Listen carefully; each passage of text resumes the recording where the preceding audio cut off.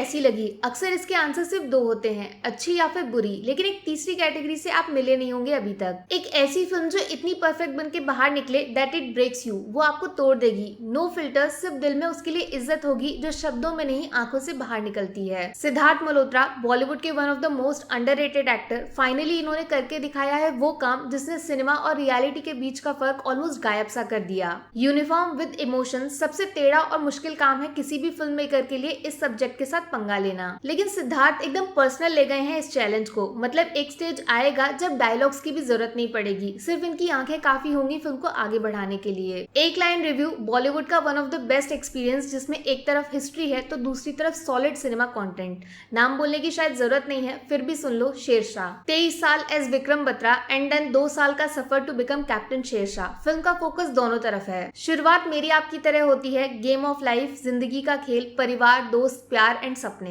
Then the real question, मेरी life का purpose क्या है? इसका आंसर विक्रम को मिलता है आर्मी यूनिफॉर्म में। द बेस्ट पार्ट, फिल्म चलती है एकदम बैलेंस के साथ। पर्सनल साइड में लव स्टोरी है, रोमांस, म्यूजिक, फीलिंग्स, छोटी सी ट्रिक टू फोर्स हम लोगों को विक्रम के अंदर खुद को ढूंढने के लिए। देन प्रोफेशनल साइड में है वॉर, वो जिसके लिए शेरशाह तैयारी कर रहे हैं, द गोल्डन हिस्ट्री अपने देश की। एक एक स्टेप लेकर कहानी आगे बढ़ती है जिसमें फिल्म के टेक्निकल एस्पेक्ट्स जैसे वीएफएक्स, सिनेमेटोग्राफी, इन सब का इस्तेमाल करके यूनिफॉर्म के लिए रिस्पेक्ट पैदा किया जाता है। लेकिन यहाँ था बहुत बड़ा रिस्क, एक छोटी सी गलती होती और ये पर्सनल टू प्रोफेशनल दोनों आ जाते आमने सामने और ऑडियंस को किसी एक को चुनना पड़ता। मतलब एक अच्छा लगता तो दूसरे को बुरा बनना पड़ता, लेकिन इधर फिल्म के मेकर्स ने चल दिया ताश का इक्का। खतरनाक लेवल की राइटिंग, स्टोरी से लेकर 4-5 सेंटेंस वाली डीप कन्वर्सेशंस या फिर दिल मांगे मोर जैसे वन लाइनर्स, सब कुछ आर्चरी के गेम की तरह सीधा बोर्ड के बीचों बीच जाके लगता है। ऐसा क्यों? बिकॉज फिल्म मेकर्स के पास था एडवांटेज कि उनको विक्रम बत्रा की लाइफ पहले से ही पता है, शुरू कैसे होगा, खत्म कैसे होगा।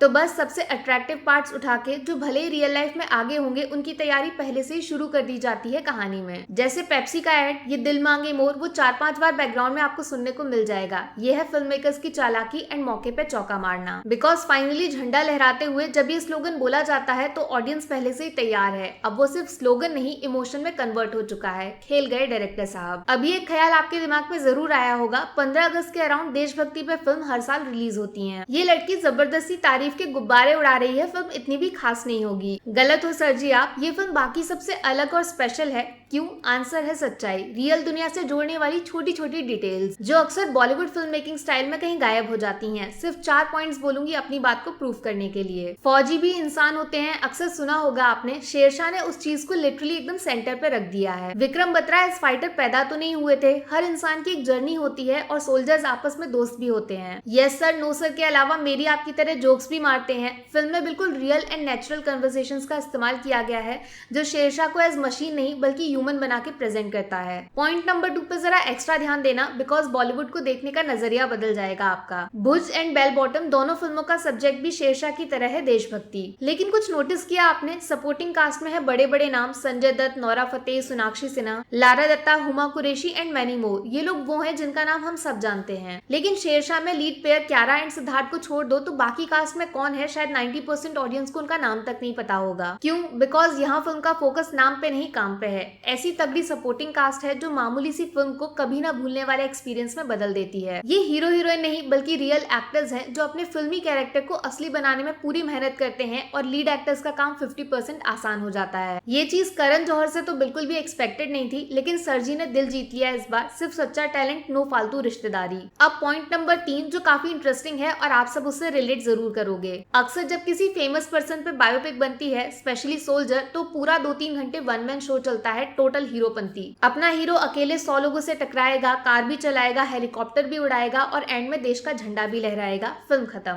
लेकिन यहाँ शेरशाह में पूरे मिशन को दिखाया गया है टीम वर्क। अगर विक्रम बत्रा वॉर में लड़ रहे हैं तो साथ में खड़े हैं बाकी सोल्जर्स, वो सब कुछ अकेले नहीं करेंगे। और फिल्म खत्म होने के बाद एंड क्रेडिट्स में कारगिल वॉर से जुड़े हर रियल लाइफ हीरो को सेलिब्रेट किया जाता है, ना सिर्फ एक इंसान को पूरा फोकस में डाल दिया जाए, बॉलीवुड की पुरानी बीमारी। 4th पॉइंट है म्यूजिक, सॉन्ग्स, गाने जो हमेशा किसी भी पेट्रियोटिक फिल्म फिल्म को बेचने के लिए इस्तेमाल किए जाते हैं। फ्रॉम बॉर्डर टू भुज देश को सेंटर में रख के 3-4 गाने तो फिल्म में डाले ही जाते हैं, लेकिन यहाँ शेरशाह में एक भी गाना नहीं मिलेगा। नहीं, म्यूजिक है भाई, वो भी जबरदस्त वाला, लेकिन सिर्फ प्यार इश्क मोहब्बत के लिए। देशभक्ति साबित करने के लिए इस फिल्म को किसी गाने की जरूरत ही नहीं पड़ती, सिर्फ दमदार कंटेंट ही काफी है उसको महसूस कराने के लिए। अभी फाइनली वो चीज जिसके बारे में मैं खुद को बात करने से रोक नहीं पा रही हूँ, सिद्धार्थ मल्होत्रा एज कैप्टन विक्रम बत्रा। क्या परफॉर्मेंस दी है इन्होंने, लिटरली मैं स्पीचलेस हूँ, no words. From the starting scene uniform को एकदम ट्रू सोल्जर वाले एटीट्यूड के साथ कैरी किया है इन्होंने। सिद्धार्थ एज एन एक्टर गायब है, आपकी मुलाकात होगी एक रियल आर्मी सोल्जर से जो देश के लिए जान दे भी सकता है और ले भी सकता है। फिर दूसरी तरफ एक लवर बॉय वाला कैरेक्टर, दिल की फीलिंग्स वो भी इनकी आंखों में साफ साफ बिल्कुल ट्रू एंड प्योर नजर आएंगी आपको,